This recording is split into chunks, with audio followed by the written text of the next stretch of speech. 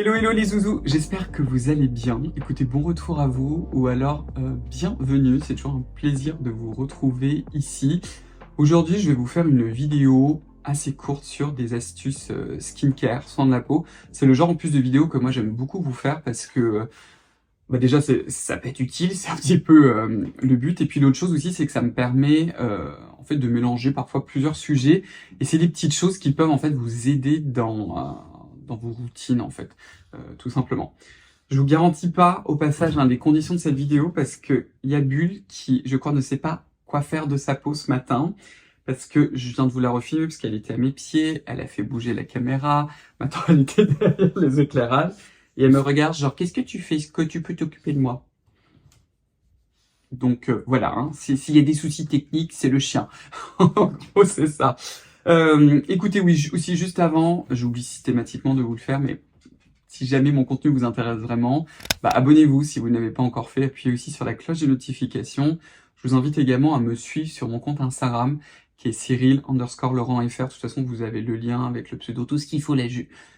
Juste en bas, j'ai pas le même contenu en fait entre Instagram et YouTube, donc voilà. Sachez aussi que j'ai ma propre marque de skincare qui s'appelle Cyla, Cyla. Pareil, vous avez le lien juste en bas et vous avez aussi le compte Instagram de ma marque. Vous avez aussi pas mal d'astuces soins de la peau, je vous parle de mon premier produit, etc. Voilà. Bon, on va partir tout de suite sur l'astuce numéro 1.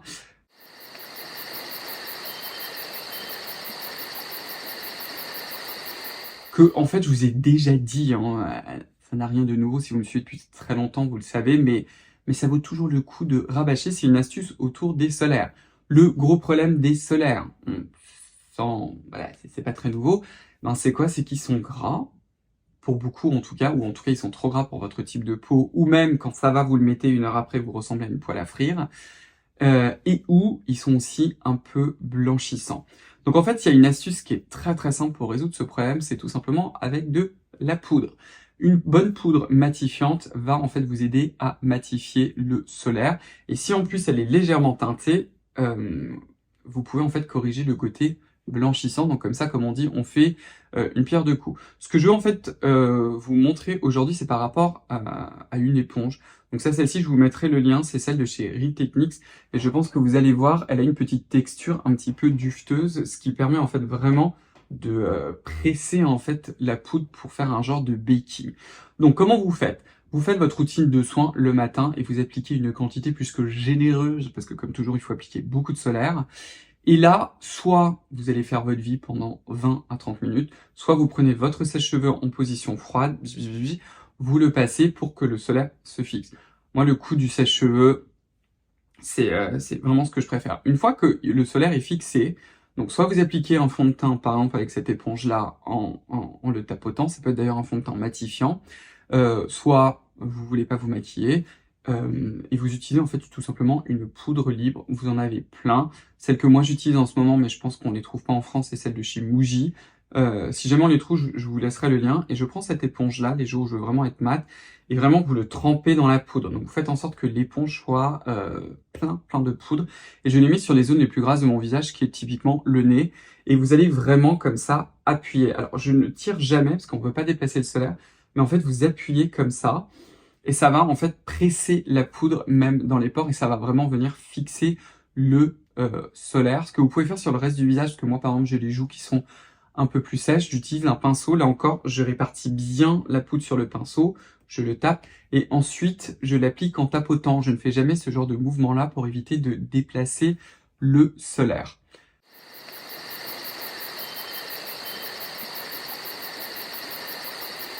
Astuce numéro 2 qui est toujours au solaire et qui va prendre vraiment 2 secondes et demie, mais je le répète encore et encore parce que c'est toujours des zones qu'on oublie. C'est toutes ces petites zones-là en fait oubliées. Donc c'est vraiment le long de la ligne des cheveux, ici là, tout proche de l'oreille, l'intérieur du lobe de l'oreille, le haut de l'oreille, le derrière de l'oreille. En particulier si vous avez les cheveux courts, vous avez le soleil qui va taper derrière. N'oubliez pas aussi votre nuque si vous avez les cheveux courts, et ça peut être aussi le cou. Là encore, vous faites ça quand vous êtes, alors soit vous mettez un débardeur, soit vous êtes torse nu, enfin bref, vous faites comme vous voulez. Vous pouvez utiliser une poudre entièrement transparente, donc vous la fixez bien, une poudre transparente, vous attendez et après vous vous habillez pour éviter que le solaire aussi transfère. Ça pourrait être d'ailleurs une troisième astuce, mais n'oubliez pas ces zones-là. Je vous le remets, je ne sais pas s'il est encore disponible, mais vous avez le miroir UV de chez Bijou. Alors si vous avez la peau, carnation de peau en phototype très très foncé, ce sera pas très utile parce que du coup vous avez une mélanine naturelle qui absorbe les UV, donc vous allez vous regarder au miroir UV, ça va rien faire. Mais sinon, si vous avez une carnation de peau assez claire, ça vous permet de voir si vous n'avez pas oublié une zone, typiquement l'intérieur des oreilles, ou parfois, moi, ça peut être là au milieu, je sais pas pourquoi. Souvent, je rate, mais ça vous permet de savoir si vous avez mis une couche uniforme.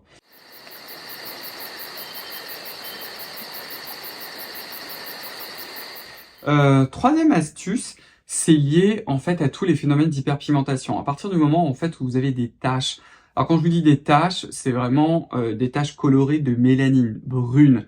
Donc si vous avez du mélasma, des taches comme des lentigos, etc., quelque chose de très intéressant à faire, c'est bon évidemment porter son solaire avec si possible une très très haute protection UVA. Ça peut être par exemple le Clairial en parapharmacie de chez SVR SPF 50+, et c'est surtout porter du maquillage. Alors quand je vous dis porter du maquillage, c'est essentiellement du fond de teint. Pourquoi? Parce qu'en fait, dans le fond de teint, vous avez des pigments qui sont des pigments de fer qui permettent en fait de colorer le fond de teint, qui ont tendance en fait à absorber la lumière bleue. 90% des solaires, sauf quand ils sont très très blanchissants, vont en fait surtout absorber le domaine des UV, donc UVB, UVA, un peu UVA1 de type, donc un peu de UVA de type 1, donc ceux qui sont le plus proches de la lumière visible, et pas tellement dans le domaine en fait du bleu. Tous les solaires en fait qui sont 100% invisibles en général n'absorbent pas dans le bleu, et il y a quand même de plus en plus d'études pour montrer que la lumière bleue favorise également l'hyperpigmentation. Une façon simple de se protéger, surtout quand c'est très compliqué de manager son mélasma et son hyperpigmentation, bah, c'est qu'une fois que son solaire s'est bien fixé, c'est d'appliquer du fond de teint. Là encore, hein, vous pouvez l'appliquer pareil à l'éponge, en teint potant. Là aussi, un petit truc, ça pourrait être encore un quatrième, et je vais pas vous le faire, c'est que vous mettez en fait un peu du solaire que vous utilisez sur l'éponge pour un peu l'humidifier, vous la passez à l'eau, vous l'essorez bien, vous mettez un tout petit peu de solaire, et ensuite vous appliquez votre fond de teint avec en teint potant, mais en fait les pigments pourraient aider en fait à absorber la lumière bleue, donc c'est ça qui est intéressant.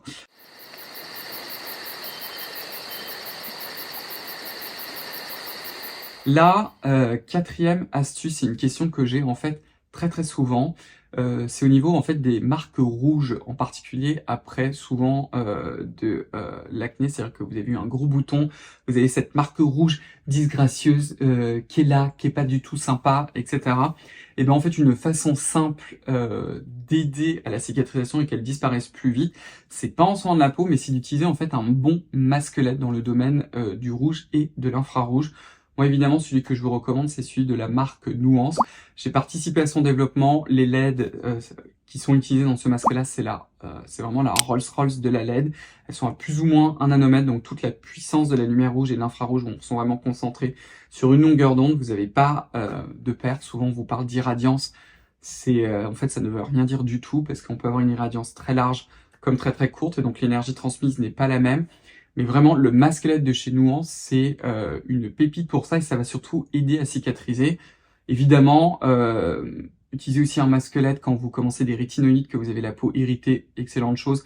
Après certaines procédures de médecine esthétique, pareil, pour favoriser la cicatrisation et l'accélération, c'est une excellente chose, et puis ça permet aussi de garder la peau dans cet état anti-inflammatoire. Même si vous voyez pas d'effet visuel avec vos yeux, ça ne veut pas dire que ça sert à rien.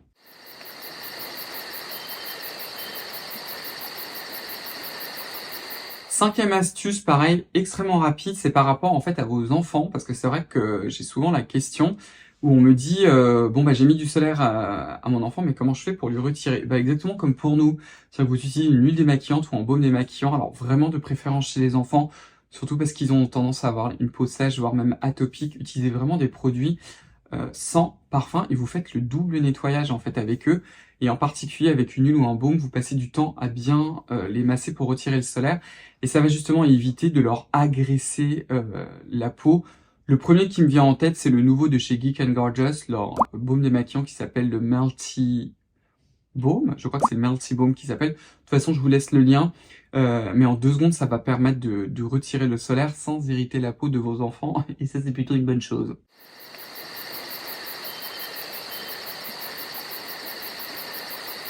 La prochaine astuce, en fait, c'est lié à l'utilisation des rétinoïdes. Vous n'êtes pas sans savoir que le saint rétinoïde, en tout cas en soins de la peau, c'est le rétinol. D'un point de vue, entre guillemets, plus médical, d'un médicament, c'est la trétinine, qui n'est franchement pas pour tout le monde, parce que c'est très irritant, mais il y a quand même certaines personnes qui peuvent l'utiliser. Dans les deux cas, que ce soit le rétinol ou la trétinoïne, ce sont des ingrédients qui sont potentiellement irritants, en particulier au début. Donc ce qu'il faut faire, c'est protéger certaines zones. Je pense à la zone du contour des yeux et des lèvres. Souvent, ça va migrer. Et donc du coup, ça va vous irriter à fond les manettes. Donc en fait, une façon très simple, au tout début, en particulier quand vous commencez, ou bien vous utilisez en fait une concentration plus importante. Par exemple, vous pouvez utiliser rétinol 1% sur l'ensemble du visage. Nos soucis, par contre, sur le contour des yeux, ça va être un petit 0,2 ou un petit 0,3. Sinon, aïe aïe aïe. Alors comment on fait ça en fait? Une façon simple, c'est d'abord d'utiliser le rétinoïde spécifique dédié pour le contour des yeux, d'abord en premier. Et ensuite vous utilisez une crème contour des yeux très occlusive, telle que l'Aquaphor de chez Eucérine, que vous allez me mettre autour des yeux, voire même autour des lèvres. Ça peut être aussi un baume pour les lèvres. Ce qui va faire en fait, ça va empêcher que votre, par exemple, rétinol 1% que vous avez sur les joues migre au niveau des yeux ou au niveau des lèvres pour vous, pour du coup les protéger quoi.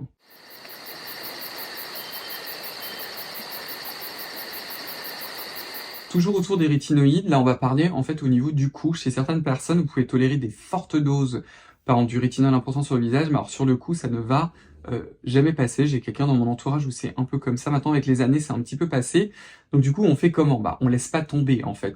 Ce que vous allez faire en fait, c'est qu'au niveau du cou, vous allez tout simplement diminuer. Si vous utilisez un 1% rétinol sur le visage, vous allez utiliser un 0,3% sur le cou.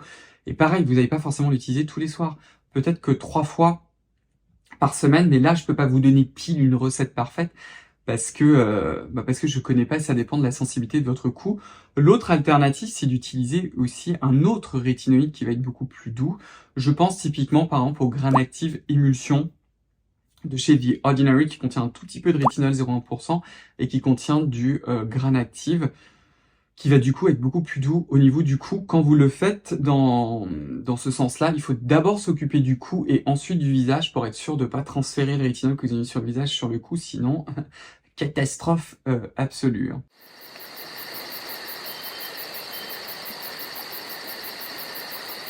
La 8e astuce, si je me suis pas mélangé, c'est autour de la vitamine C.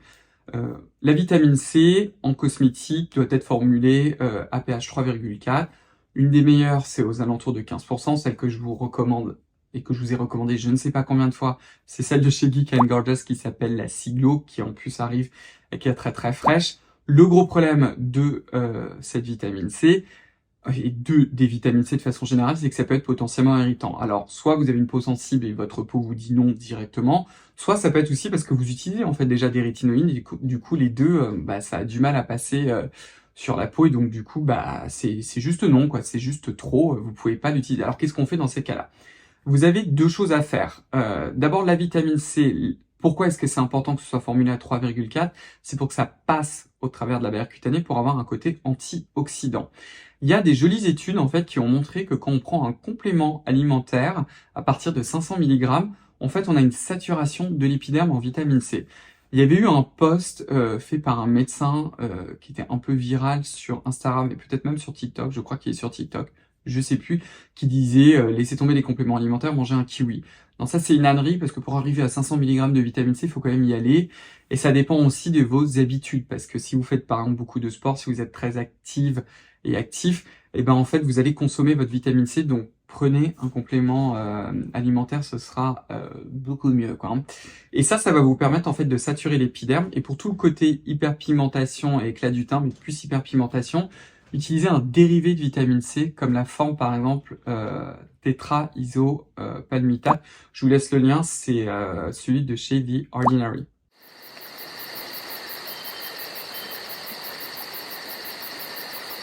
La dernière astuce, en fait, c'est lié à l'utilisation de votre shampoing. Alors, pourquoi est-ce que je vous parle de shampoing? Souvent, en fait, les shampoings, en particulier pour laver les cheveux, de toute façon, c'est un shampoing, ils ont beaucoup, en fait, de tensioactifs, ils ont beaucoup d'ingrédients pour nettoyer le visage. Et ce qui peut se passer, et ce qui se passe d'ailleurs très très souvent, c'est qu'ils vont couler sur le visage. Et pour certaines personnes, en particulier quand vous avez la peau très très sèche, ça peut avoir un côté un peu desséchant et un peu irritant. Alors, comment faire?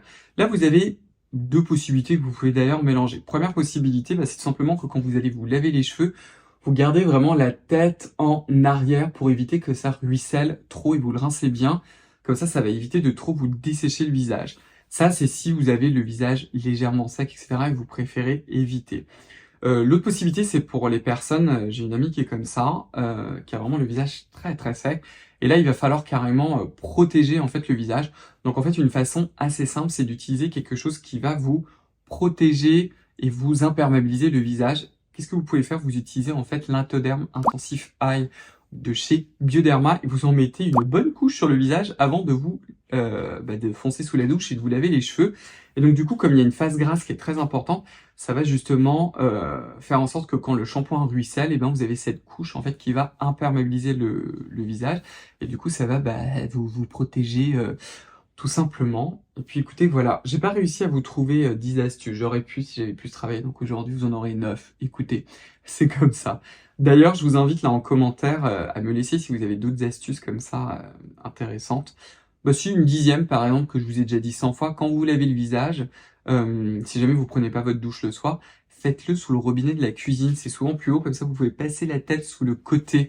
Je vous en parle d'ailleurs dans ma vidéo sur une erreur fatale quand on se nettoie pas bien le visage, et ça je vous le redis. Voilà, donc en fait j'en ai 10.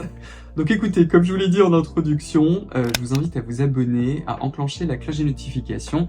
Rejoignez-moi aussi sur mon compte Instagram, suivez aussi le compte Instagram de ma marque, commentez, j'ai toujours beaucoup de plaisir à lire vos commentaires et surtout, le plus important, prenez bien soin de vous.